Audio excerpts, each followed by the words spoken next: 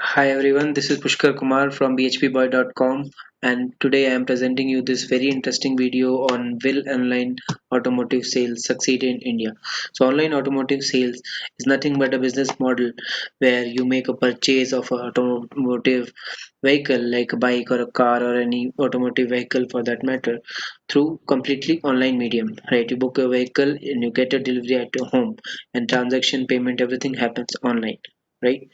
So this model has been adopted by the automobile companies in different countries like Germany, USA, China, or from the past 4 to 5 years, and they have been successfully leading this model to drive their business, right?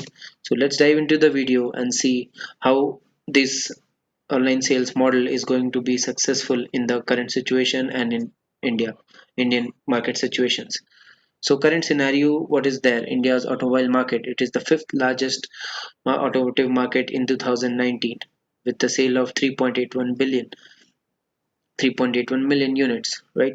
Expected to be the third largest automotive market in the next 5 years.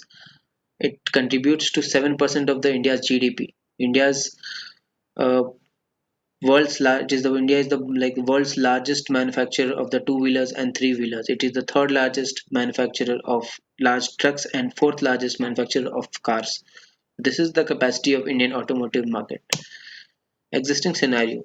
Now, traditionally, how the sales has been happening is through the dealership network. So all these automobile companies have been setting up dealership and uh, different channels of dealership networks like the sub dealers, the mega dealers, these kind of networks to target each and every tier 1, tier 2 and tier 3 cities. So the purchase and service and everything was happening through these kind of dealership networks, right? So this has been the traditional channel. So if you look at the data which is from IBEF, which is Indian Brand Equity Foundation. So the production has been going up from the fiscal year 2017, 18, 19, and we see a big drop in fiscal year 20 in the production level as well as in the sales level. The major reason being the COVID-19, where the companies are still struggling to revamp their sales as per the previous year's numbers in the current situation, right? India being a very high sensitive, price sensitive market, right? So these traditional methods have been successful because of this, because it is a very high price sensitive market.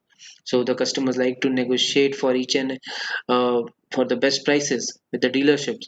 Once the model is finalized, they negotiate for services, accessories, discounts, and what else and what not, right? So this is a very price sensitive market.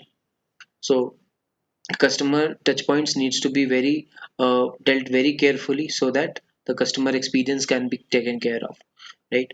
So currently, as per the data, we can say that almost 90% of the online automotive sales up to April 2020 was online driven, that is digitally driven. That means the customer used the online tools to browse the uh, product details, the model details, to compare the models, etc., right?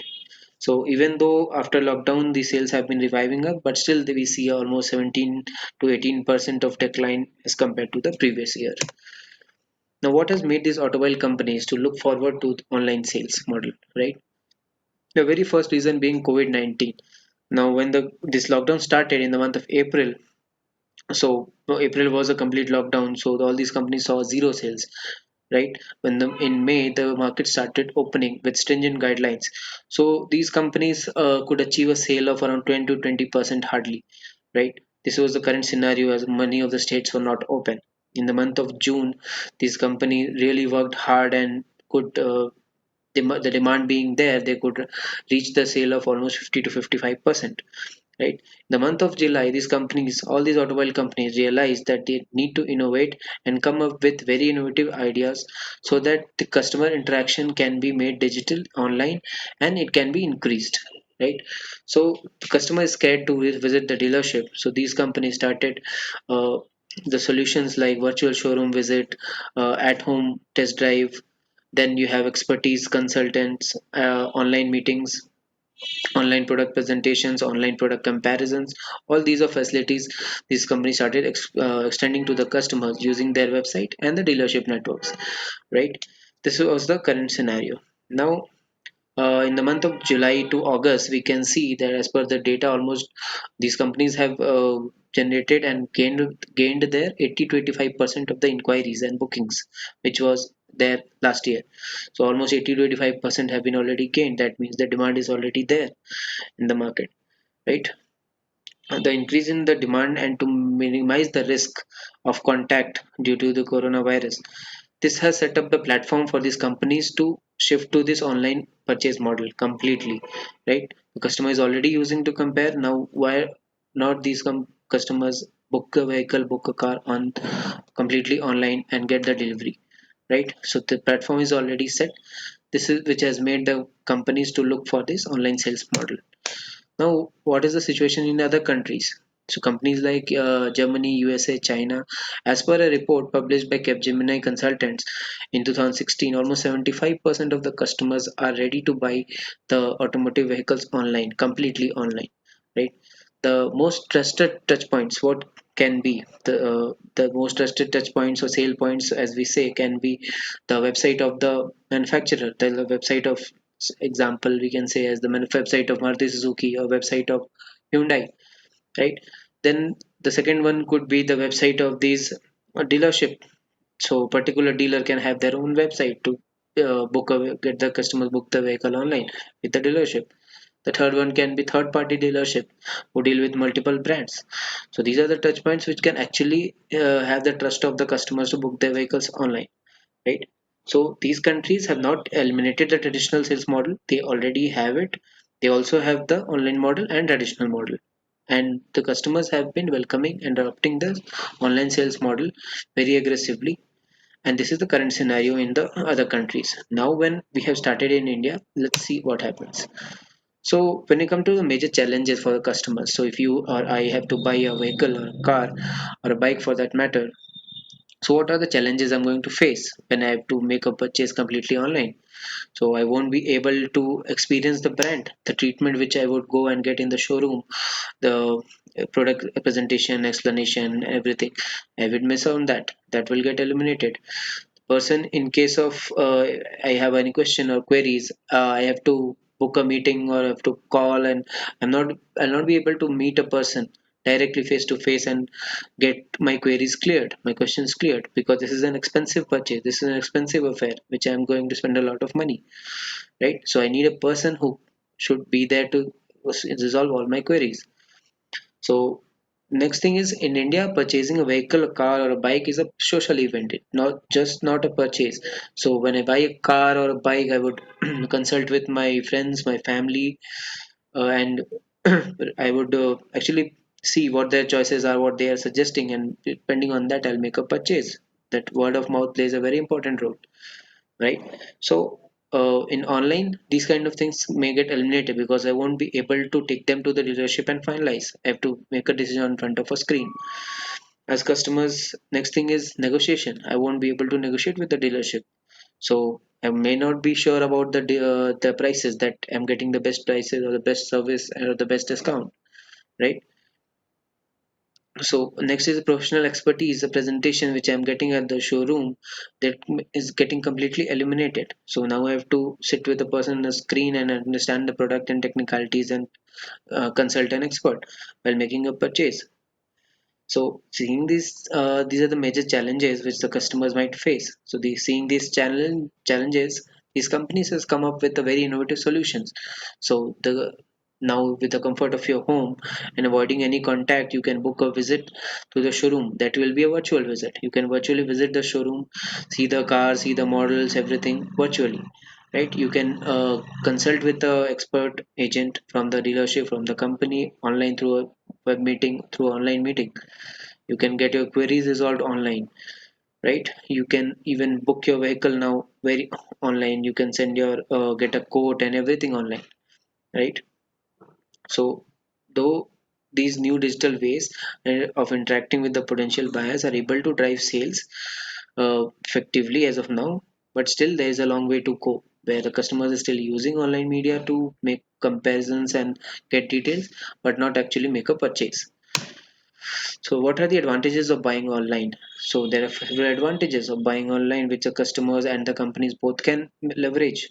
So the very first thing is the flexibility of time the company can offer, and the customers can get the flexibility of time to shop anytime, even at night or any from anywhere. You can browse the models, they can browse the net technical details, prices, everything online at any point of time.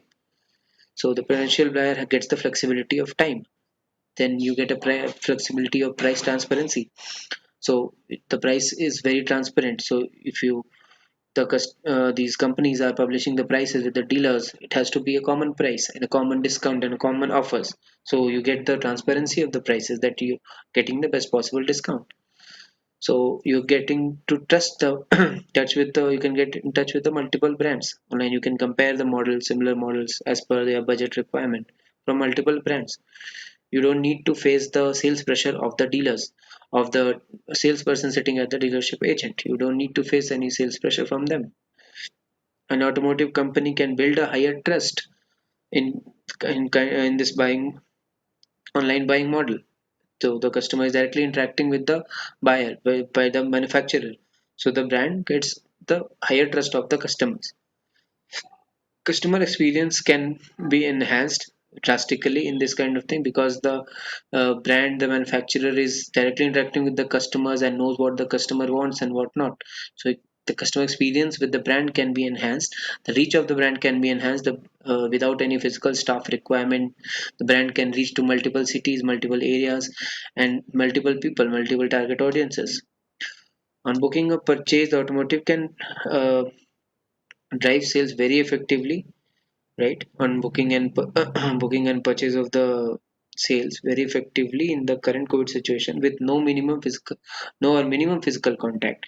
So you don't need to go to the dealership and get have any kind of contact in this kind of situation. You get book your vehicle, you send your documents, pay the amount, you get a vehicle delivered at your house, a sanitized vehicle, right? So these are the advantages which are associated and can be leveraged off. So finally, how is it an opportunity or a threat?